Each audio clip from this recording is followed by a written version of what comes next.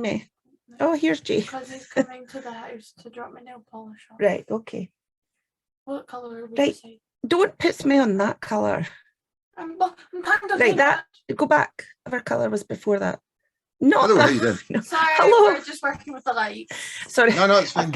I've got my sidekick here. I'm like, come and switch the lights to a different colour. Okay. That's fine. Leave it on that. It's fine. See how right, I'm just going to get my lights sorted because it's too bright in here though. I know. Oh, that'll do. That's cool. That'll do. Oh, there you Like you look, you're underground. I know, right? What? There you go. That's better. That you? That's me. I think that'll do. I think. Awesome. My wee boy's next door playing computer games. So if he gets too loud, just let me know, and I'll turn up my shop. So. Right. They were going to say if he came in and joined in, but I wouldn't be surprised. I know, right, Jings? How you doing, anyway? All right? Yeah, I'm good, thanks. How are you? I'm good. Yeah. Not bad. Yeah. Were you working today, or are you? Yeah. I'm on placement just now, eh? So I was at placement, and then so You're nursing, are you? Yeah, nursing, learning disability nursing. Yeah. So. Right, cool. So where are you placed at the moment? At the moment, I'm with the LD Acute Liaison Service at the Astley Ainsley in Edinburgh. So basically, what we do is if there's somebody with a learning disability that's going into a hospital for an appointment, right. We try and get all their appointments put together, and we build up like a risk assessment and stuff so that the people that are going in know what's happening. Everyone, all the staff members know the kind of person that is, and so we can get them in and out without causing too much distress to them or the rest of the staff there. So cool. I wasn't sure because I remembered vaguely seeing a picture of you in a nursing get up, but I was like, I don't know. Yeah. Also, I work in the heart department, Right, department. Yeah. Don't know why I called it that, as if you wouldn't know what cardiology was. No, but it's always best to say, yeah, I'm just going into third year now. I'm going into third year now. I've been a care worker for 17, 18 years. So I'm just, this is me just trying to get my actual degree going on, Awesome. Okay, so I'm recording the thing. I think I've remembered to do that. So, and my usual thing is we'll just like put it all together on the Zoom, and then I'll pick bits and pieces out for my various shows and just put like the whole thing up if you're happy with that. Cool. Awesome. Yeah, of course, yeah. All right. Okay. So it's nice to speak to you, and it's exciting times in the old She Burns Red camp, I guess. What's been going on recently? So we just released our new single, Killing Time, which has went down really well with people. The video is doing exceptionally well, actually, considering. So I always compare it with how well the last one done. So the last video, this video has done a lot better than the last video, but we aren't on as many playlists, so it's a bit strange, but it's going really well. The single's going really well. All the DJs and stuff, the people that play it seem to really like it. So yeah, it's really good. It's definitely going down well with my sort of radio fans, or I don't mean fans, the folk that listen while I listen to my own shows. But so when you did this video, is it the same guys that have done previous ones, or have you gone for a different kind of thing? Or no, it's actually Scott's brother. Scott's our drummer, and it's his brother that done the video for this one. So his brother just moved back across from America, and he was up for doing the video, so we thought we'd give him a go, and it worked out really well. So I think we're going to get him to do our next one as well. That's quite handy. Cuts costs indeed, as well, of course. Pals rates, that's good. Yeah, that's always the best. That's what we need, you know. I don't know. I was trying to remember today. It was at Rockmantic. Was it only like 2020? 2020 didn't happen. It must have only been last year I saw you guys, was it? At Rockmantic? Yeah. That with Rockmantic was the first gig back with the new lineup. So it was literally just over a year ago, maybe March, April kind of time. But yeah, it's not even 18 months yet. It was just as lockdown was ending. Because if I remember rightly, we were at one point it was like we weren't sure if it was going to happen or not because of the way lockdown had been going and stuff. So yeah, it was Rockmantic was the first time I met you. Yeah. And I was just thinking as well, I guess, do you find that the way you look is a good thing? Because there's that kind of, people obviously kind of go, I remember that guy. You can't really sort of mistake you for, in a lineup. Oh, no, definitely. I mean, especially wearing the stage get up that I wear, it is specifically to be like a focal point so people remember who you are. It is definitely done on purpose. I don't walk about like that normally. But no, it works really well. I mean, as well as also I can take it all off because obviously for people that don't know, I wear a red band on my face and I wear a kilt. but I can take that all off and just put a hoodie on, and I kind of can more blend in the background if I'm not feeling up to. Because obviously there's days when you're playing and you're not feeling up to being in character, if you will, all weekend. But no, it's great. People seem to really connect with it, and it's a really good way to meet people that are digging the songs, that are digging the band, and it means you get a good bit of banter with them as well. Yeah. Do you feel you're on a good flow at the minute? Because I feel like, you know, since that time, I didn't, you know, obviously I hadn't heard of you pre that gig. And then like over the last, it definitely is picking up pace. Oh, massively. I mean, like we'd been a band before then with a completely different lineup. And then we got a different lineup to work with Toby Jepson on our first EP, which was just before lockdown. So the EP launch was literally the weekend before lockdown happened. Like we played the gig, it was the Friday or Saturday, I can't remember, lockdown happened on Wednesday or something. It was ridiculous. And in that time, we lost 2 members of the band because we obviously had Hannah Mackay, who's the drummer, in the Amorettes, and Jay Moyer, who was the guitarist in The King Lot. We had those 2 guys for the EP. We lost those 2 really, really early on during lockdown. But we gained a manager. It was also during lockdown that Scott and Anchor Lane parted ways, and Scott used to work in a shop that was run by our friends. We discovered Scott was available, so we met him through that, and obviously because everything was online, it was really strange. We met Naz through Facebook, through Facebook page, so all kind of gelled together. And because we got Raz, our manager, during lockdown as well, it just kind of like the moment lockdown ended, we kind of took off running. And it just hasn't stopped since then. We went to Axis Studios in Doncaster with Matt Ellis, who's worked obviously with like Black Spiders and Massive Wagons on their last single, this single, and our next single. We're going in there to start working on the album as well. But yeah, to answer your question, which I realise I've completely digressed on. No, we completely, I'm really bad for that. But no, we kind of came back from lockdown, but with a new sense of purpose and a new drive, with new members. And we kind of, the way we look at it, the band kind of started then.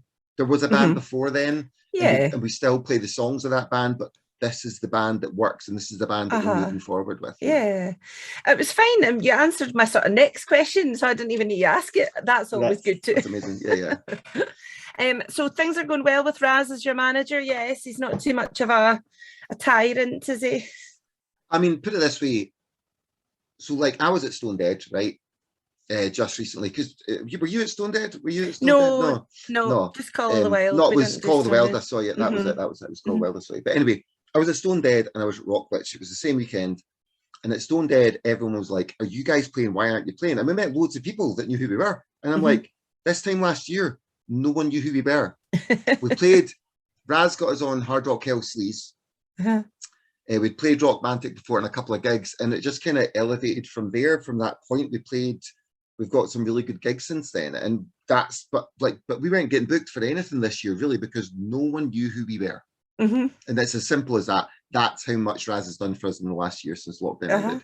We went from a band that we couldn't get a gig in Glasgow. You know what I mean? We went from a band that because obviously, for whatever reason, it's hard work getting gigs, as anyone in a band will know. So we went from playing Edinburgh and Bathgate and struggling to try and get gigs, like we played Hull and a couple other places, but it was quite hard work. We went from there to getting booked for festivals and getting really good support slots, going on tour and playing up and down the country and being heard of by pretty much a large amount of the rock fan population in that kind of area. So yeah, Raz has done the wonders for us. You can't put enough emphasis on how much a good manager can do for you as a band. And that's a classic example. We went from no one knows who we were, and I went to Stone Dead as a fan. We weren't playing, and everyone, like, I had multiple people coming up and talking to me about it. There was multiple people wearing She Burns Red t-shirts. It was the weirdest sensation ever. It was just so bizarre going to something to go and see some bands. And I only got there because I'm in the band as well. It was literally like, do you want to come down? Yes, I want to come down and see some bands. That would be amazing. So yeah, it's I can't emphasize how good a job he's done for us.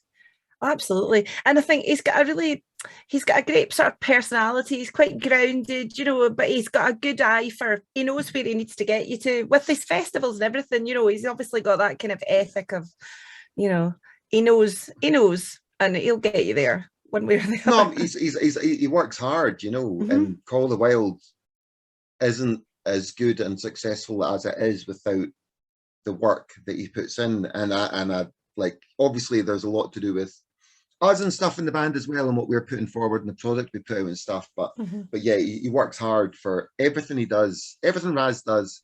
He works hard at it and he makes sure it's done right. And if it's not working, like I think there was a Rockmantic in Lincoln recently, it wasn't quite working, so they pulled it, because there's no point in moving ahead with something if it isn't working for whatever reason, whether it's the time of year, whether it's the venue, whether it's the place, whether it's that, you know, whatever reason, if it's not working, he's not afraid to pull things if they're not working. And I think that's a testament to someone that knows what they're doing.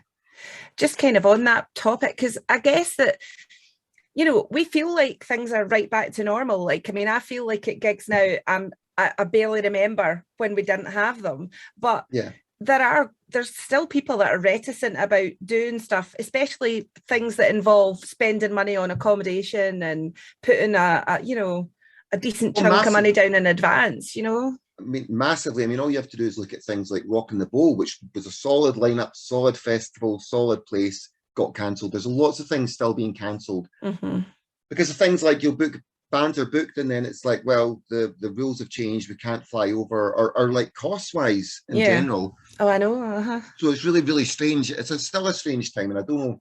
We still haven't fully recovered from COVID, definitely. No. And who knows how long that'll happen as well, with the cost of living and everything going up. Since then, who knows if things will get back to the way they were before. But we're in a really good place just now. There's lots of things that are happening, and lots of really, really good shows being put on by really good bands. And then you've got things like, there's good tours going on, so there's bands that are touring together as well. The classic one was like Reckless Love. They went on tour with The Treatment.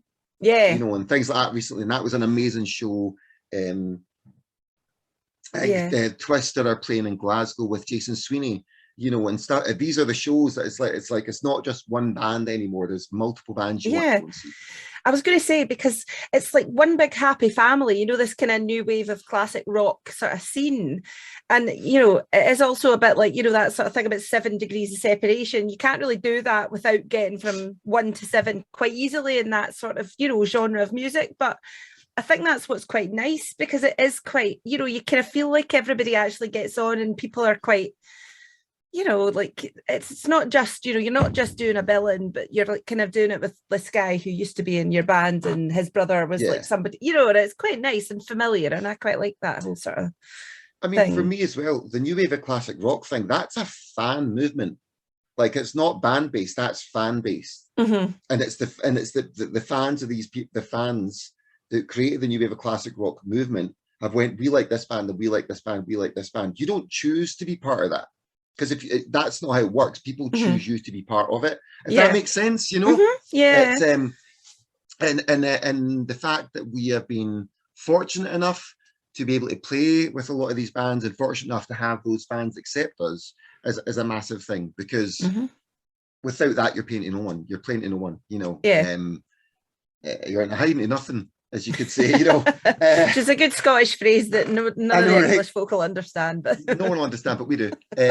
So yeah, you need that, and you need the fact that there's all these people that are really into their music, that want to go to see live gigs and want to go out and want to see these bands, and they've said, we like you guys, we want to see you guys with them, and we're like, right, I will go play with them. We'll go play with like anyone that you know. It's not a hardship, put it that way. Absolutely. No, you take whatever opportunities arise, I guess. Always. Obviously, Rockmantic in Blackpool's coming up, and I'm super excited for that. Just because it's Blackpool too, so why not? Let's have a cheeky weekend with Kiss Me Quick Cats and Blackpool Rock. But I keep thinking, so I think this is a great example of like how a band can take off as well, because Florence Black are on that billing. And I think this is back to where Raz is quite good at all this kind of thing, because he sort of sees these bands that have got good potential, books them for something like this. And I mean, since then, since it was advertised, all I see is Florence Black playing these humongous, massive stadiums in Germany and stuff. Yeah, no, he's got a really good eye and he's got a really good ear. That's, I mean, like for example, when we played the Dreadnought recently, we played with a band called Dead Romantic that I hadn't heard of, but Raz had heard of them. And if Raz says, "I want to put these guys on with you," you know to pay attention to that, because he's got a really good ear on the scene and what is up and coming, which was so nice that he took us on as a thing as well. Yeah. I mean, if you look at, for example, South of Salem, he gave them like what was a headline slot on the Friday night on the small stage at Call of the Wild. Was it with the headline? I'm sure they were headline. They were close to headline. Yeah, I'm sure it was headline. Yeah. I think was it Thursday night? Was it Thursday night? It was Thursday. Oh, I can't remember. But anyway, gave them a really good slot.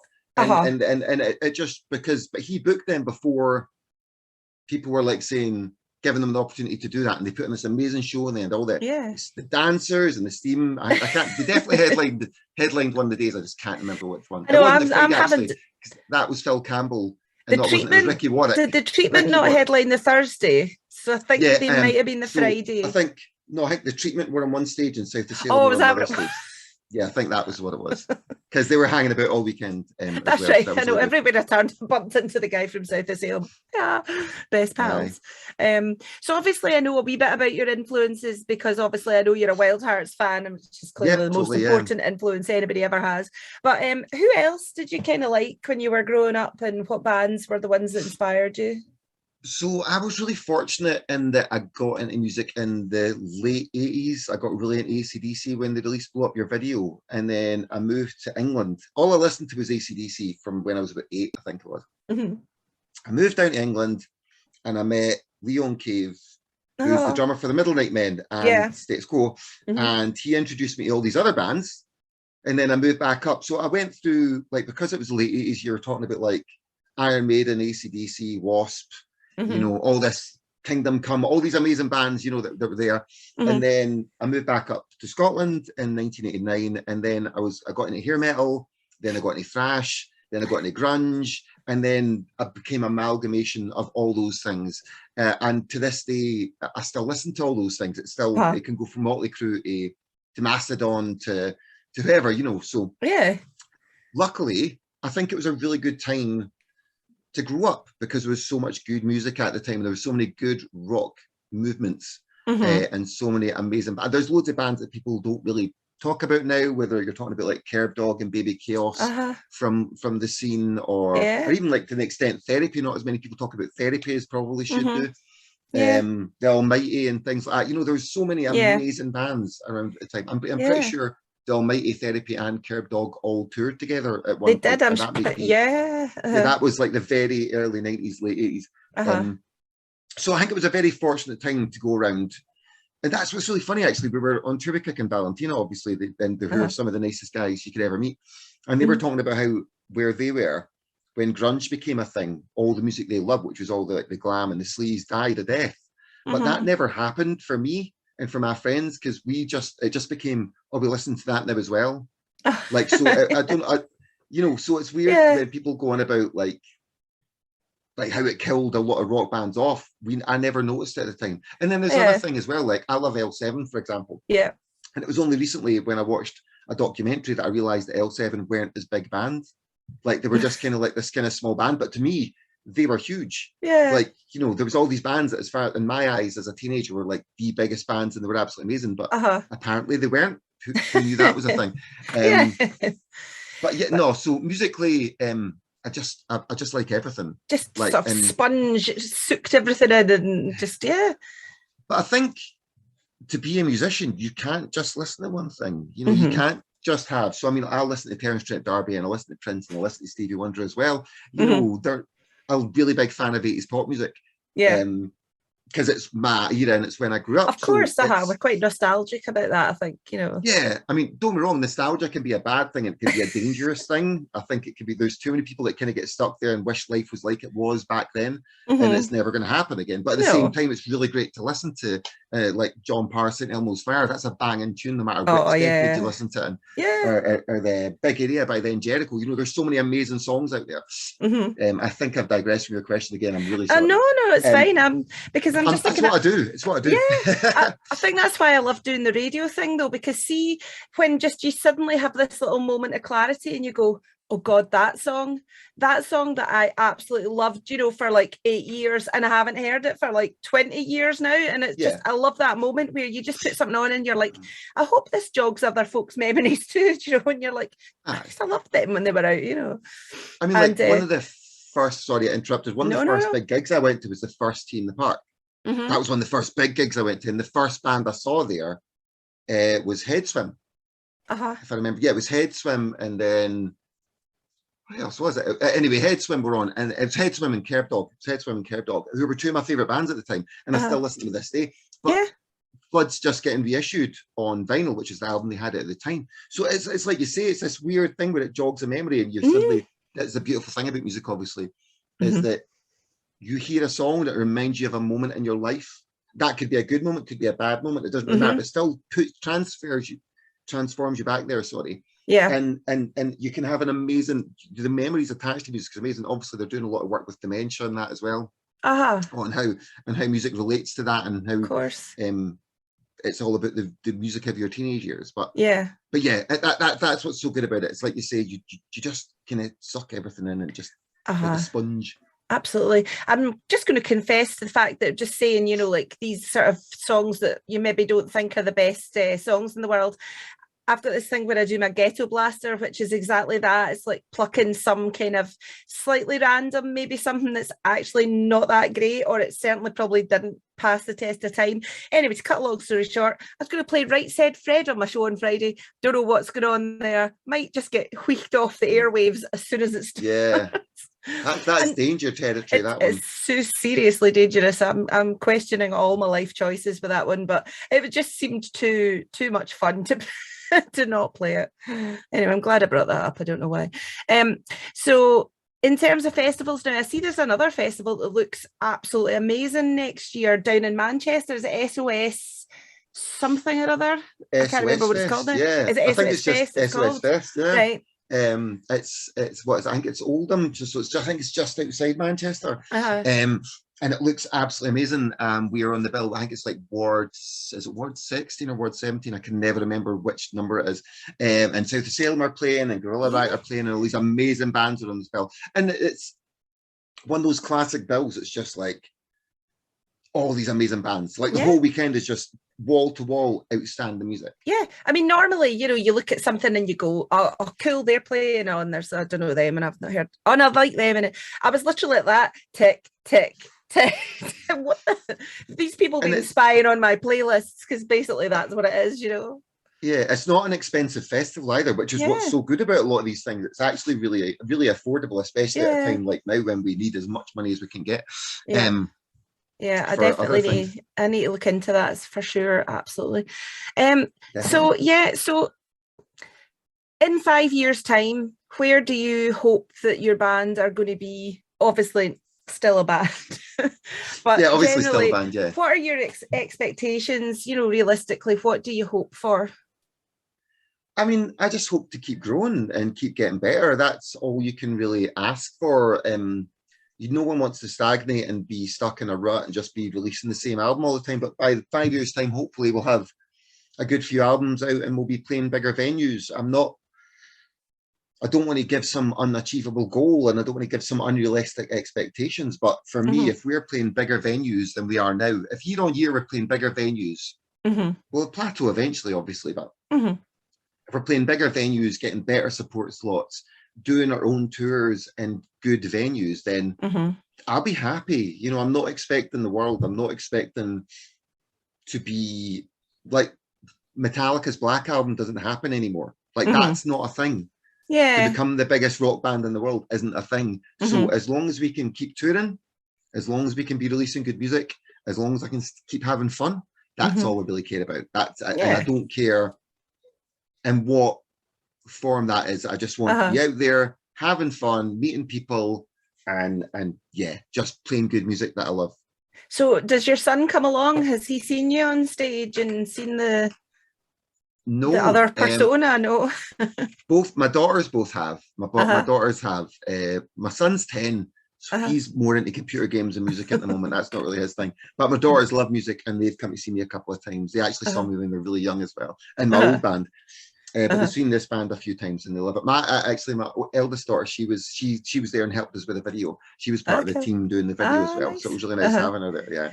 Are they into are they musical? As in, are they in any bands or anything, or are they sort of? Oh, they might be too young because you're not that old. So no, I am, but thank you, I appreciate that. No, Josie is at college doing music. She's actually doing music, and I went to see her. She played a gig.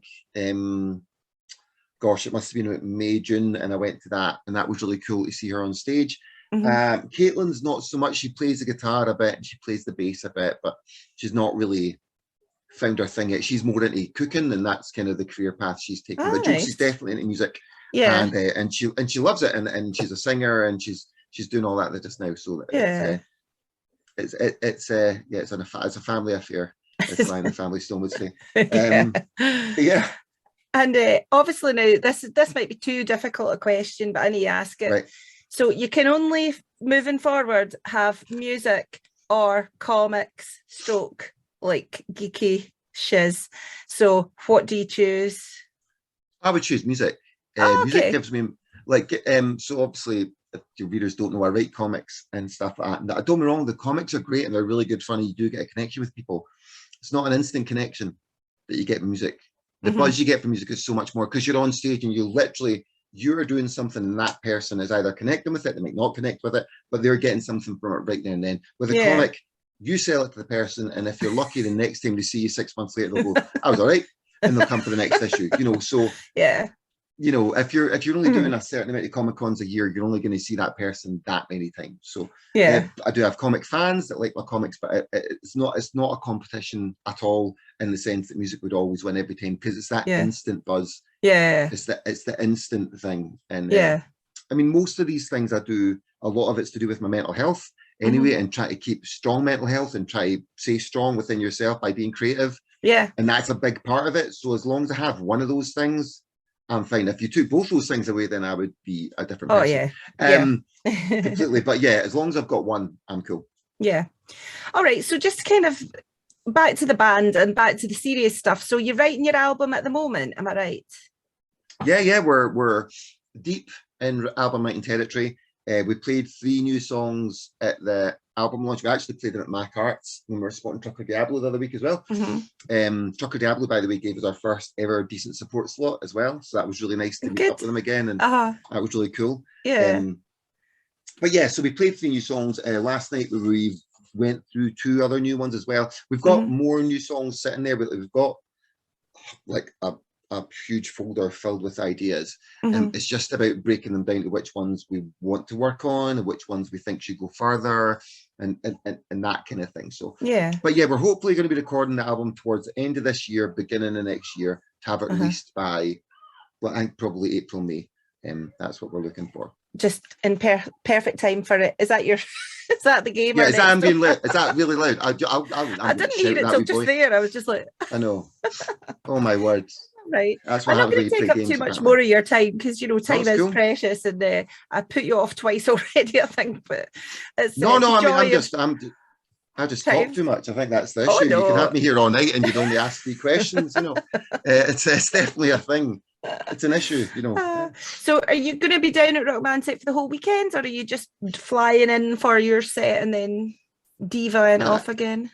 Okay, I am trying to get down for the whole weekend. We're definitely booked in for the Saturday night because we're playing the Saturday, but I really want to come down and see South of Salem on the Friday because they're good friends of ours and I just really like them as a band and as people, so I want to hang out with them a bit.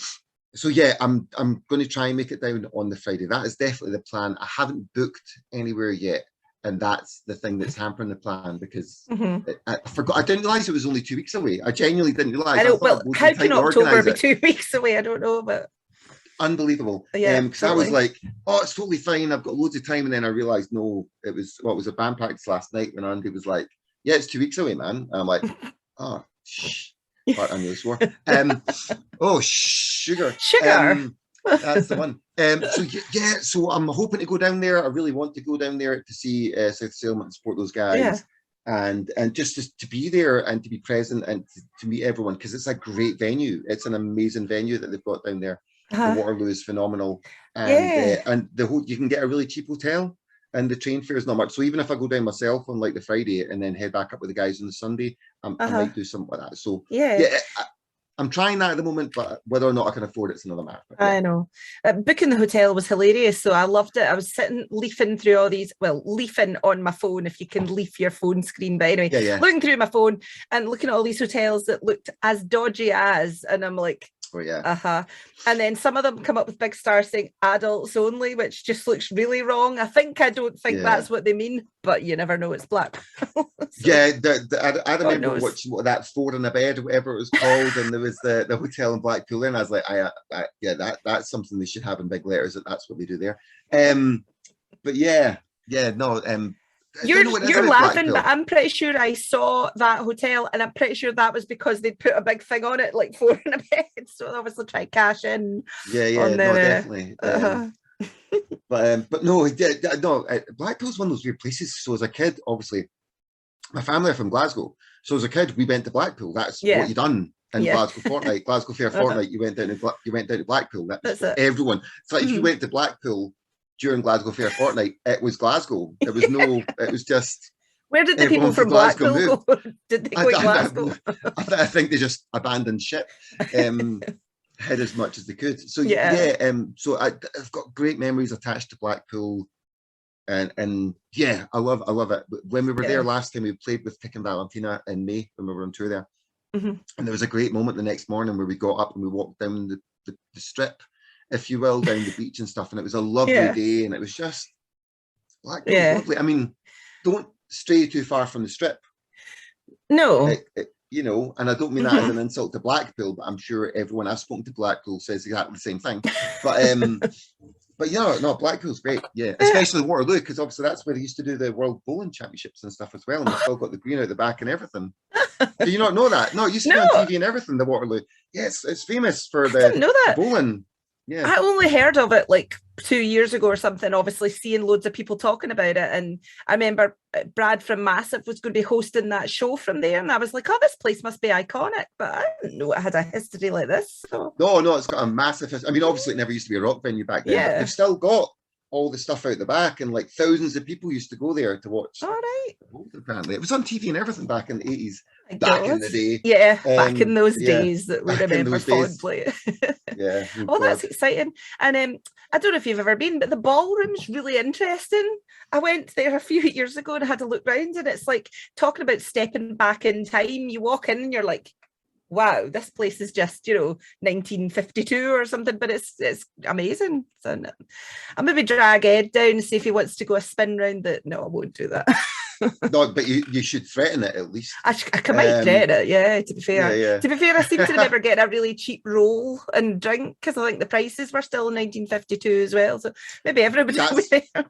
It's another thing Blackpool's really good for, though. If you're going down, you can find bars and the drink's like £2 a pint, and you can't go wrong. They're those ones that use the mixer in the 2-litre ball and like it's half flat. That's what we're talking. But there's something quite nice about that too. Yeah, it's like most of the pubs in Glasgow that I frequent, so it's fine. Home from home. Exactly, Yeah. Well, listen, thank you very much, James, for talking to me. Is there anything else you wanted to say? Have we covered the important things? Everybody will go and buy your song. I will obviously put that in at the end. I just about, we've got Winter Rocks coming up in Sheffield in December. And we've got Rockmantic in October. We've got another couple of gigs which haven't been announced yet that we've just been offered in the last week as well. So there's loads of things coming up. So just keep an eye on the webpage and on Facebook and stuff. Yeah. I sometimes feel a bit bad because like I play your stuff so often, and whoever it is that does the social media that always thanks me, I'm a bit like, you know, you don't need to thank me every time. No, I've got a thing. God, just playing us again. No, not at all. No, you've made comment that before. It's actually funny on when I was doing it. But I just like to thank people because it's appreciated, because it's a hard job out here, you know. Yeah, totally. You know, especially because obviously I've been in bands for years, and it's kind of been this weird wasteland for such a weird time that now we're going places and obviously getting recognised and stuff. It's really thankful because it's because of people like you playing it on the radio that people are hearing it and going, oh, I want to go see them, and then coming to see us. So you know, I'm never going to complain about that. I'll always be thankful that we're in the position we are in. Now, good. Well, it's going really well, and I'm really excited to see you again playing at Rockmantic. I'm just really excited for the band. I'm just looking forward to the next couple of years to see where everything's going to go. So it's awesome. So am I. Because I genuinely have no idea. But it's all looking really good. Things next year's looking really good so far. Raz, I know Raz has big plans. Because it's Raz, and that's of course. So it's just really exciting. As I said, I mean, like, my last band were a band called the Blacklights, and we were around for like 8 years. And don't get me wrong, we got on like the cover CD of Classic Rock magazine, and we've like done lots of gigs with Triple G, and we've done all right for ourselves. But this has excelled that quite a lot, because we're playing regularly down south. We've got a fan base down south now, which is absolutely insane. If anything, I'd say there's gigs that we could play gigs down south that we probably have more people in them than if we played Glasgow, and that's just mental, because there's this weird strip in the middle of England that's just rock music crazy, and it's amazing. Like Newcastle, like we've got a massive fan base in Newcastle now as well, which is great. Yeah. But no, anyway, sorry, I don't stop talking. I forgot to say, did you like the fact that I always like to do the homage background? No, that's really cool. I really like it. No, that was brilliant. No, thank you so much. Actually, it is my wall. I've drawn that. No, it isn't really, but it'd be quite cool if it was. Big stencil. There you go. All right, well, I'll let you go and get on with your night. So thank you very much for that. Thank you. Thanks for having me. I really appreciate it. Not at all. And all the best with the rest of the tour and the festivals and the everything, all the stuff. Awesome. All right, now I never know how to stop this. So there's always this really awkward time where I fill, because I don't know where the button is. Stop video, that might be it. I can just leave. I'll just leave for you. See ya. Bye. All right, James, right, see you later on. Thanks. Take care. So see you at Rockmantic. See you at Rockmantic. Yeah, see you at Rockmantic defo. All right, bye.